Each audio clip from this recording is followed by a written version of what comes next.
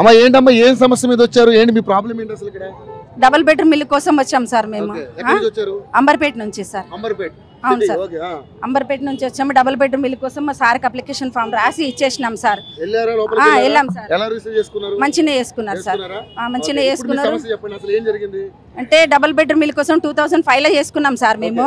రాజుకూర్ కల్ప ఐడి కార్డులు ఇచ్చారు, 1000 రూపాయలు కట్టాము. ఇంతవరకు రాలేదు. అది వస్తుందని ఎదురు చూసాం సార్, అది రాలేదు. ఆ ప్రభుత్వం దిగిపోయింది. అప్పటికి దిగిపోయినాక కేసీఆర్ సార్ వచ్చిండు. 2 సార్లు కేసీఆర్ సార్ని గెలిపించినాము. కేసీఆర్ సార్ ఇస్తాడేమో అనుకొని మస్తు చోట్ల తిరిగినాం సార్. కలెక్టర్ని కలిసినాను, లోపలికి రానియలేదు. ఎంఆర్ఎన్ కలిసినాను, లోపలికి రానియలేదు. సెక్రటరీ ఆఫీస్కి పోయినాను, అక్కడికి కూడా నన్ను లోపలికి రానియలేదు. మేయర్ మేడం దగ్గరికి వెళ్ళాను, అక్కడ కూడా లోపలికి రానియలేదు. మళ్ళా ఈ కవిత మేడం ఇంటి దగ్గర కూడా పోయినాను మేడం. మూడు ఇళ్ళకి పోయినాను, అక్కడ కూడా మేడం రానేదే. హరీష్ రావు దగ్గరికి పోయినాను, ఆయన కూడా రానియలేదు. కేటీఆర్ సార్ని కలిస్తేందుకు ఇక్కడికి వచ్చాను, కలవలేదు. మళ్ళీ సీఎం సార్ దగ్గరికి అంటే ఇంతకు ముందుకున్న కేసీఆర్ సార్ దగ్గరికి కూడా వచ్చినాను, కలవనీయలేదు సార్. ఇంకా మా కలర్ వెంకటేశ్వర ఎమ్మెల్యే దగ్గర కూడా పోయినాను.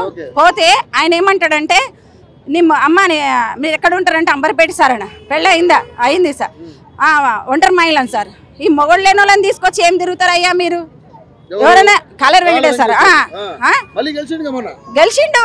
దొంగ ఓట్లేస్తా పైసలు చూడనే గెలిచాడా? ఎన్ని రోజులు తింటారు సార్? 1000, 2000 ఎన్ని రోజులు తింటాం?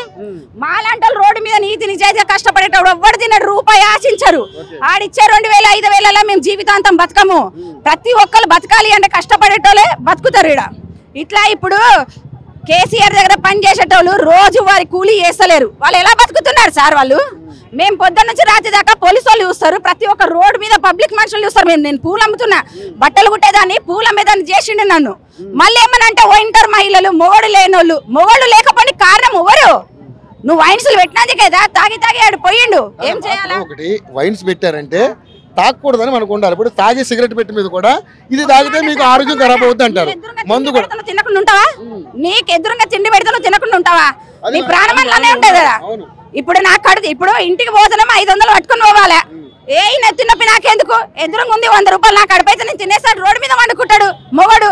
అప్పుడు ఆడపిల్లలు ఏం చేస్తారు? ఇట్లనే నా రోడ్ల మీదకి వచ్చి ఏదైనా చిన్న వ్యాపారం పెట్టుకోవాలా, లేకపోతే ఏదో ఉద్యోగం కోసం దోలాడాలా? చనిపోలే, వదిలేసి వెళ్ళిపోయాడు. పిల్లల్ని వేసుకొని బతుకుతున్నాను. తమ్ముడు, నేను పూలు అమ్ముతున్నాను సార్. మా కోడలు, తమ్ముడు బిడ్డే, మడదలు, నా కూతురు, తమ్ముడు కొడుకు. తమ్ముడు రోజు సిమెంట్ పని చేస్తాడు సార్, వ్యవసాయం అంటే రోజువారీ కూలి పని చేస్తాడు. మీరు డబుల్ బెడ్రూమ్ ఇల్లు కోసం కష్టపడతారు. ఈ 10 ఏళ్లలో రాలే మీకు? మరి ఇప్పుడు నమ్మకం ఉందా? ఉంది సార్, మమ్మది గవర్నమెంట్ జాబ్ ఉంది సార్. ఆ ఉద్యోగం కోసం కూడా తిరిగినాను. తమ్ముడి కన్నా నాకన్నా ఇయ్యనని. వాడు చేస్తే వాడు భార్య పిల్లలు బాగుపడతారు. అది పోతుంది. అవి 10 ఏళ్ళు అయింది అమ్మ చనిపోయి. ఇప్పుడు కనీసం తమ్ముడికో నాకో ఇస్తే నా తమ్ముడిని నేను చూసుకోగలుగుతాను, లేదంటే నా తమ్ముడు నన్ను చూసుకుంటా. నాకు ఆ నమ్మకం ఉంది. ఆ ఉద్యోగం అని ఇయ్యనని, లేదంటే ఒక డబుల్ బెడ్రూమ్ వల్లే ఇప్పిస్తే చాలు సార్. ఎందుకంటే వాడు చాలా సీరియస్ ఉన్నాడు తమ్ముడు. తమ్ముడికి ఈ బరువులు మోసి మొత్తం ఇట్లా అయిపోయింది సార్. తమ్ముడు కొంచెం కడుపులో నొప్పి అల్సర్ లాగా వచ్చి ఇప్పుడు ఇంత ఒక చెంబడి నీళ్లు మోయలేడు సార్. ఇంత అన్నం తింటే అరగదు. గోళీలు వేసుకొని పడుకుంటాడు, గోళీలు వేసుకొని అట్లా నిద్రపోతాడు. గోళీల మీద నడుస్తుంది సార్. తమ్ముడు కన్నా ఉద్యోగం ఇప్పించి ఒక్క సింగిల్ రూమ్ సార్, 2 రూములు కూడా ఏమొద్దు, ఒక్క సింగిల్ రూము. మహిళలకే కానీ, ఒంటరి అన్నలకే కానీ, ఎవరికైనా సరే, ఆ అబ్బాయిలకైనా సరే అమ్మాయిలకైనా సరే, ఒక గవర్నమెంట్ జాబు లేదంటే ఒక గవర్నమెంట్ క్వార్టర్స్, ఒక్క రూమ్ ఇచ్చినా చాలు బతికేస్తారు. ఏమమ్మా 8,000, 9,000, 10,000 కిరాయిలు కట్టలేకపోతున్నాం సార్. కిరాయిలు ఇప్పుడు ఈయన వచ్చిన తర్వాత అంత కిరాయిలైనా, లేకపోతే 350 నుంచి 1000 రూపాయలలో మాకు రేకులిల్లు, పెంకులిళ్ళనే దొరికేది సార్. ఇప్పుడు చూడు, ఒక్క రూమ్ కన్నా 5,000, 4,000 కట్టాల్సి వస్తుంది. రూములు దొరకలేవు. అది కూడా ఒంటరి మహిళలు అంటే రూమ్లు ఇయ్యరు. ఏం వ్యాపారం చేస్తున్నావు అని అడుగుతారు. ఈ పనుల వల్ల కూడా దొరకరు. ఇప్పుడు డబ్బున్నోళ్ళకి వాళ్ళు మాట్లాడుతున్నారు, డబ్బున్నోళ్ళే వాళ్ళ దగ్గర తిరుగుతున్నారు. మాలాంటి వాళ్ళు ఎక్కడ బతుకుతారు సార్? మళ్ళీ గల్లీకి వైన్ షాపులు వేసి పెట్టారు సార్. ఎవరు చూడు ఇప్పుడు తాగుబోతులతోనే నాకు లొల్లి. మరి కాళ వెంకటేశ్వర్లు ఇప్పుడు మన ఎమ్మెల్యేగా గెలిచాడు, అంతకు ముందు కూడా గెలిచాడు. సో మరి ఈ 10 ఏళ్లలో టీఆర్ఎస్ గవర్నమెంట్ ఉంది. మరి డబుల్ బెడ్రూమ్ మీరు ఆయనకి వెళ్ళి అప్లికేషన్ పెట్టినాం. నువ్వు అది ఆన్లైన్ లో చేసింది తీసుకురాపో అంటాడు. ఆన్లైన్ లో చేసింది పోయింది సార్. కిరేకంపల్లలో ఊకే మారుతున్నా కొద్ది అన్ని ఐడి ప్రూఫ్స్ ఉంటాయా సార్? మాకు ఉండవు కదా సార్. పోయినాయి, అవి రాలేదు. కనీసం ఇప్పుడు ఎంతమంది జనాభా ఉన్నారు అంతమందికి మీరు ఇల్లులు ఇచ్చిరా? ఇయ్యలేదు. నువ్వు ఇల్లులు ఇయ్యనప్పుడు గవర్నమెంట్ జాబ్ అని ఇవ్వచ్చు కదా. ఎవడెవడికో బయట దేశంలో వచ్చి ఇక్కడ వచ్చి బతుకుతున్నారు. ఏడ మహారాష్ట్ర అక్కడక్కడ నుంచి వచ్చిన వాళ్ళంతా ఇక్కడ. కొత్త గవర్నమెంట్ జాబ్ కావాలంటున్నావా? మీ అమ్మదే కావాలంటున్నారా మీకు? నాకు మా అమ్మది ఇస్తే చాలు సార్. మా తమ్ముడికి ఇచ్చిరు అనుకో, నాకు ఒక ఇల్లు ఇచ్చినా పర్లేదు. తమ్ముడికో ఉద్యోగం ఏం లేదు సార్. అమ్మది తమ్ముడికి ఉద్యోగం అంటే వాడని అమ్మన్న లేదు సార్, చనిపోయి. అమ్మ స్కూల్ ఆయమ్మ సార్, అంబర్పేట స్కూల్.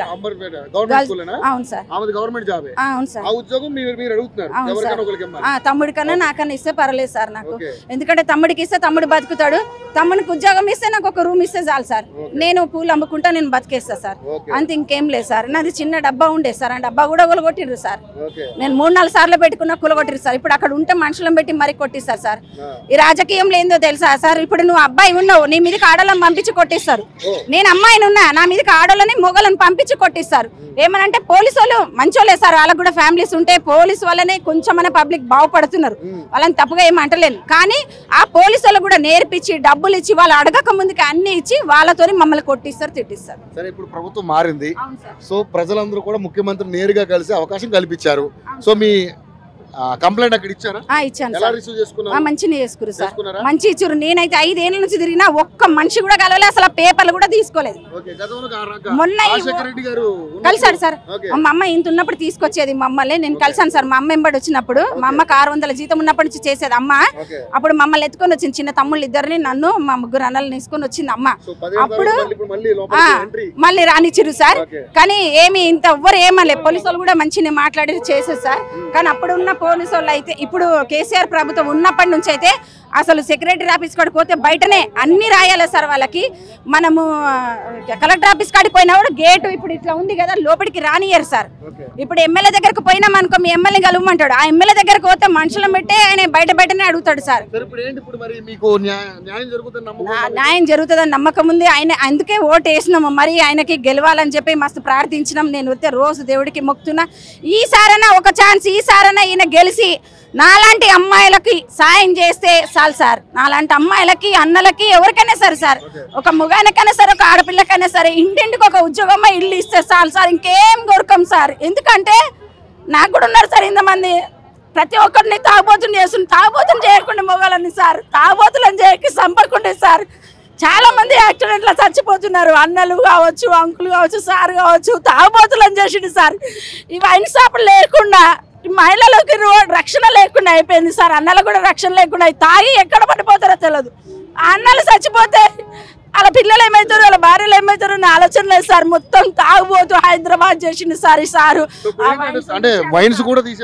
తీసేయాలి సార్, దానివల్ల ప్రభుత్వం బాగుపడుతుందో లేదో కానీ చాలా మంది నా కళ్ళ ముందరకు చచ్చిపోయిన వాళ్ళు, అడ్డం పడి గిలగిల కొట్టుకుని ఉన్న వాళ్ళని చూసినాను సార్. నేను చెప్తున్నాను కదా, ఈ వైన్స్ తీసేయాలి, మహిళలకు అందరికీ ఉద్యోగం అన్న ఇల్లు అని ఇవ్వాలి సార్. ప్రతి ఒక్క ఆడపిల్లకి ఉద్యోగం అన్న ఇల్లు, లేదంటే ప్రతి ఒక్క అన్నలకి, ఎవరైనా సార్ అన్నలకు ఒక ఉద్యోగం అన్న ఇల్లు అని ఇవ్వాలి సార్. వాళ్ళు కూడా టెన్షన్ల వల్లనే తాగుతున్నారు.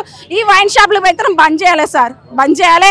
ఇప్పుడు వచ్చిన పోలీస్ సార్లు కానీ, ఇప్పుడు ఉన్న గవర్నమెంట్ హాస్పిటల్ సార్లు కానీ ఇప్పుడైనా మారి డబ్బులు తీసుకోకుండా, ఎవరి ధర లంచం అడగకుండా, మీ మనస్ఫూర్తిగా మనశ్శాఖతోని వాళ్ళకి సేవలు చేస్తే చాలు సార్. పోలీస్ కానీ, డాక్టర్ కానీ సేవ చేస్తే మనస్ఫూర్తిగా దివనార్థులు పెడతారు సార్. ఏ కుటుంబం అయినా వాళ్ళని ప్రాణంగా నమ్మి మనం వస్తామంటే, ఈ పోలీసు వాళ్ళని నమ్మి, డాక్టర్లను నమ్మి వస్తాం సార్. మన కుటుంబం తర్వాత రెండో కుటుంబం అంటే పోలీసు, డాక్టర్లే సార్.